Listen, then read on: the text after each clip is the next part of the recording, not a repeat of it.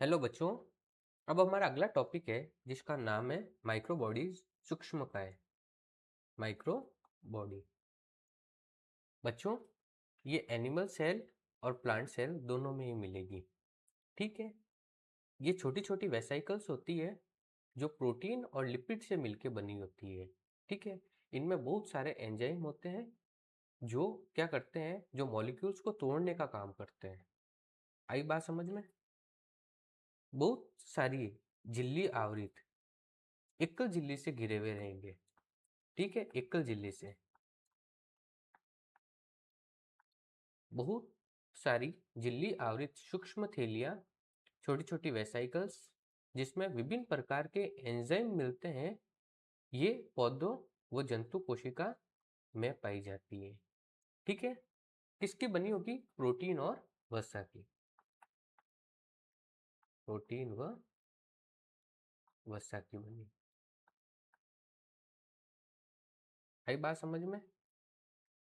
तीन है: peroxisome, glyoxysome और स्पेरोसोम।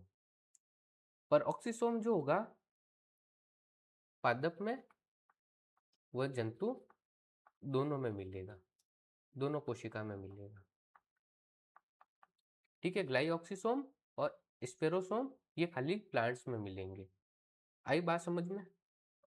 परऑक्सीसोम का क्या काम है बच्चों? ये क्या है? हाइड्रोजन परऑक्साइड को तोड़ देता है। ठीक है। कौन से एंजाइम की हेल्प से? कैटेलेज एंजाइम की हेल्प से। ठीक है। वाटर में और ऑक्सीजन में इसका ये काम है। तो हाइड्रोजन परऑक्साइड ये क्या है? ये हमारे लिए हार्मफुल है। इसको वाटर में और ऑक्सीजन में तोड़ देगा। जैसे कैटेलेज है, एक और टाइप का एंजाइम होता है जिसका नाम है ऑक्सीडेज। ठीक है। वो भी यही काम करता है, वो भी तोड़ने का काम करता है पदार्थों को। क्या लिखा हुआ है? यह हमारे शरीर की कोशिकाओं, पादप और जंतु दोनों में मिलेगा। ये हमारे शरीर की कोशिकाओं, खासकर लीवर और किडनी में जहरीले पदार्थ, टॉक्सिन्स और एल्कोहल को भी असर करने का काम करता है। जब ये जहरीले पदार्थ को तोड़ता है तो एक खतरनाक केमिकल हाइड्रोजन परऑक्साइड H2O2 बनता है। परऑक्सीसोम के पास कैटेलेज नाम का एक एंजाइम होता है जो इस खतरनाक केमिकल को तुरंत पानी में और ऑक्सीजन में बदल देता है। यह ठीक वैसे ही जैसे किसी फैक्ट्री के कचरे को तुरंत साफ करके सुरक्षित बना दिया जाए। आई बात समझ में? तो ये क्या करेंगे? हार्मफुल केमिकल को तोड़ने का काम करेंगे, कैटेलेज और ऑक्सीडेज। आई बात समझ में? परऑक्सीसोम पादप और जंतु दोनों में ही मिलेगा। सिंगल मेम्ब्रेन से घिरे हुए होते हैं, प्रोटीन और वसा के बने हुए होते हैं। ठीक है। और बहुत सारे इनमें एंजाइम भी होते हैं। ग्लाइऑक्सीसोम ये क्या करेगा? फैट को कार्बोहाइड्रेट में चेंज करने का काम करेगा। ग्लाइऑक्सीसोम मुख्य रूप से पौधों के बीजों में पाया जाता है। इसका काम बीज में मौजूद फैट को कार्बोहाइड्रेट शुगर में बदलना है। जब एक बीज जमीन के अंदर उग रहा होता है तब वह धूप न मिलने के कारण खुद खाना नहीं बना पाता। ऐसे में ग्लाइऑक्सीसोम बीज में जमा फैट को कार्बोहाइड्रेट एनर्जी शुगर में बदल देता है, जिससे छोटे पौधों को उगने में ताकत मिलती है। आई बात समझ में? बेसिकली इसका क्या काम है? फैट को कार्बोहाइड्रेट में चेंज कर देता है। स्पेरोसोम ये भी प्लांट्स में मिलेगा। ये भी मुख्य रूप से पौधों की कोशिकाओं में पाए जाते हैं। इनका मुख्य काम फैट को बनाना और उसको स्टोर करके रखना है। जैसे पौधों के तेल वाले बीज, मूंगफली या सरसों में ये फैट को संभाल कर रखते हैं। तो पेरोक्सीसोम का क्या काम है? ये जो हमारे खतरनाक केमिकल है, हार्मफुल केमिकल है, उनको ये तोड़ने का काम करेगा। नीट में कई बार कैटेलेज एंजाइम के बारे में पूछा गया है, तो हमको ये बात याद रखनी है जब भी मैंने ये चीज़ें ऐड की है। ग्लाइऑक्सीसोम ये फैट को कार्बोहाइड्रेट में चेंज करेगा, और ये क्या करेगा? स्पेरोसोम फैट के डिपोजिशन में और उसके स्टोर में हेल्प करेगा। आई बात समझ में? यस या नो? तो सूक्ष्मकाय माइक्रो बॉडीज क्या है? प्रोटीन और वसा की छोटी छोटी वेसाइकल्स होती है जिसमें एंजाइम मिलते हैं। आई बात समझ में? ठीक है, आगे करूँ मैं? ये इस चैप्टर की समरी है, हमको ये भी पढ़नी है क्योंकि कई बार इसमें से भी क्वेश्चन आ जाता है। तो हमको हर एक वो पार्ट करना है जिसमें से क्वेश्चन बनने के चांस है, हमको छोड़ना कुछ भी नहीं है। क्या लिखा हुआ है? समरी है, सभी जीव कोशिका या कोशिका समूह से बने होते हैं। कोशिकाएं आकार व आकृति तथा क्रियाएं कार्य की दृष्टि से भिन्न भिन्न होती है। सही बात है, हमने सब देख ली। झिल्ली युक्त केंद्रक व अन्य अंगों की उपस्थिति या अनुपस्थिति के आधार पर कोशिका या जीव को प्रोकैरियोटिक और जीव यूकैरियोटिक नाम से जानते हैं। सही बात है। एक प्रारूपी यूकैरियोटिक कोशिका में केंद्रक व कोशिका द्रव्य से बना होता है। पादप कोशिकाओं में कोशिका झिल्ली के बाहर कोशिका भित्ति पाई जाती है। सही बात है। जीव द्रव्य कला सिलेक्टिवली परमेबल होती है, चयनित पारगम्य होती है, ये भी हमने पढ़ा। बहुत सारे अणुओं के परिवहन में भी भाग लेती है। ठीक है। अंतःझिल्लिका तंत्र के अंतर्गत अंतःपर्देवी जालिका, गोल्जिकाएं, लयनकाएं और रसदानी होती है जो कि कोऑर्डिनेशन से वर्क करती है। सभी कोशिकीय अंगक विभिन्न एवं विशिष्ट प्रकार के कार्य रखते हैं, सबके कार्य अलग अलग होते हैं। पादप कोशिका में हरित लवक प्रकाश संश्लेषण के लिए आवश्यक प्रकाशीय ऊर्जा को संचित करने का काम करते हैं।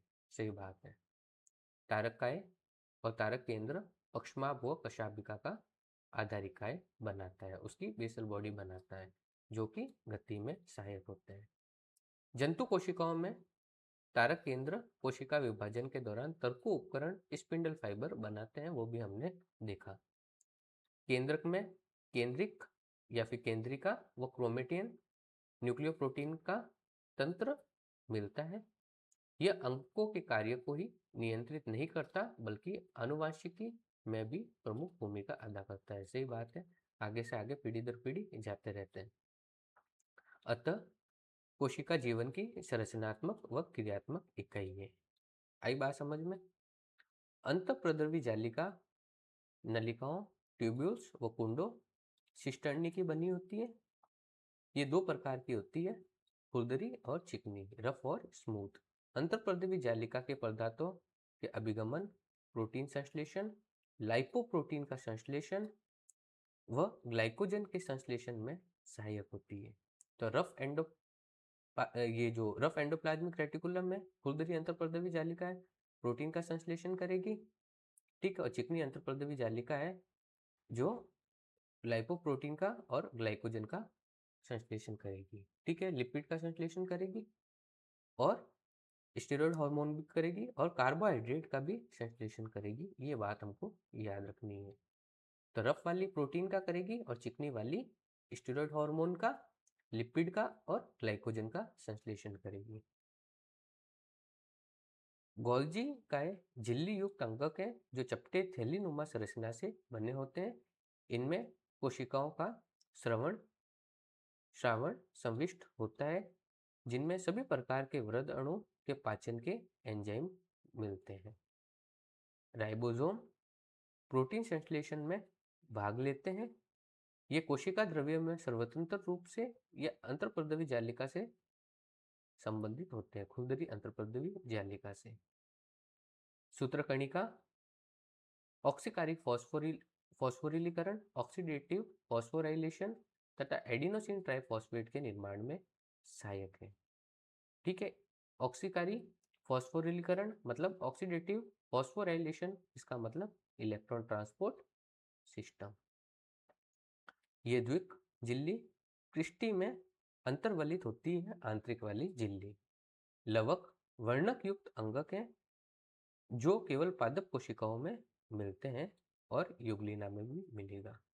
ये द्विक झिल्ली युक्त संरचना है, डबल मेम्ब्रेन से बाउंड है। लवक के ग्रेना में मैंने बताया था थैलेकॉइड में क्या होती है, लाइट रिएक्शन होती है, प्रकाशीय अभिक्रिया होती है, तथा पीटिका में डार्क रिएक्शन अप्रकाशीय अभिक्रिया संपन्न होती है। हरे रंगीन लवक वर्णकी लवक होते हैं जिनमें पिगमेंट होते हैं, जिनमें कैरोटीन और जेंथोफिल जैसे वर्णक मिलते हैं। ठीक है। जेंथोफिल भी अलग अलग टाइप के होते हैं। ठीक है। किसी में जेंथिन होता है, किसी में फ्यूकोजेंथिन होता है। पक्षमाभ व कशाभिका कोशिका के गति में सहायक है। सही बात है, पहले बता चुका हूँ। कशाभिका पक्षमाप से लंबे होते हैं, पक्षमाप छोटे छोटे होते हैं, कशाभिका लंबी होती है। कशाभिका तरंग की गति से चलते हैं, ठीक है, सही बात है। जबकि पक्षमाप डोलनोदन गति डोलनोदन द्वारा गति करता है, ये भी बात मैंने पहले बता दी थी, ठीक है, अपने ही अक्ष पे रहकर गति करेगा। केंद्रक द्विक झिल्ली युक्त केंद्रक झिल्ली से घिरा होता है, जिसमें केंद्रक छिद्र पाए जाते हैं, जो कि ऑक्टागोनल होता है, अष्टकोणीय होता है। भीतरी झिल्ली केंद्रक द्रव्य न्यूक्लियोप्लाज्म व क्रोमेटिन पदार्थ को घेरे रहती है, और भीतरी झिल्ली में लेमिन प्रोटीन मिलता है, ठीक है, इसलिए उसको भीतरी वाली झिल्ली को क्या बोलते हैं, न्यूक्लियर लेमिना। प्राणी कोशिका में तारक केंद्र युग्मित होता है, जो एक दूसरे के लंबवत 90 डिग्री पे कोण पे स्थित रहता है। आई बात समझ में? तो ये बच्चों हो गया आपका कंप्लीट चैप्टर, जो मैंने बता रखा था, ठीक है, सारा का सारा मैंने बता दिया है। जहाँ से क्वेश्चन बनने के चांस होते हैं, सारी चीज़ें मैंने ऐड कर दी है, ठीक है। अब मैं देखो, इस बार का जो री नीट का पेपर एनालिसिस किया ना, एक तो नीट का हुआ, फिर री नीट का पेपर हुआ। नीट के पेपर में बायोलॉजी पूरी एनसीईआरटी बेस्ड थी, ठीक है। री नीट के पेपर में बायोलॉजी थोड़ी इजी थी, बहुत ही ज़्यादा इजी थी। अगर बात करें, इससे पहले की बात करें, अगर 2021 से बात करें, तो पेपर जो होता है पूरा का पूरा एनसीईआरटी बेस्ड आ रहा है, ठीक है। उससे पहले की भी बात करें, अगर 2018 से बात करें, तो उसमें भी 2018 से लगा के 2026 तक का अभी तक पूरा का पूरा पेपर एनसीईआरटी बेस्ड आया है। 2018 से पहले थोड़ा सा बाहर से आता था, लेकिन वहाँ पे भी एनसीईआरटी हमारी जो मेन रहती थी। लेकिन 2021 की बात करें, तो 2021 से पूरा का पूरा एनसीईआरटी बेस्ड आ रहा है, एक भी सवाल ऊपर नीचे नहीं आ रहा। री नीट की बात करते हैं, तो री नीट में 82 क्वेश्चन तो जो थे, सीधे के सीधे लाइन टू लाइन थे, ठीक है। 8 ऐसे क्वेश्चन थे पूरे एनसीईआरटी बेस्ड थे, लेकिन उसको हल्का सा घुमाया गया है, ठीक है। अगर बात करें 82 क्वेश्चन, वो लगभग हमारे 10 से 20 सेकंड में सॉल्व हो जाते हैं। 8 क्वेश्चन थोड़े से हल्के से क्रिटिकल थिंकिंग वाले थे, ठीक है। तो मैं क्या करूँगा, मैं सोच रहा हूँ कि अब थोड़े से 15-20 क्वेश्चन ले लेंगे, ठीक है। तो जैसे ही मेरे को टाइम मिलता है, तो अपन 15-20 क्वेश्चन थोड़े क्रिटिकल थिंकिंग वाले लेंगे, और वो कैसे करते हैं वो भी मैं आपको बता दूंगा, ठीक है बच्चों। तो ये चैप्टर हमारा कंप्लीट हुआ, ठीक है। ठीक है, फिर ठीक है बच्चों, lots of love and happiness. ध्यान रखना अपना, खाना वाना आराम से खाना, और अपना पूरा ध्यान रखना। किसी भी टाइप की कोई भी चिंता करने की ज़रूरत नहीं है, खाओ पियो मज़े करो, ठीक है। लॉट्स ऑफ लव बच्चों।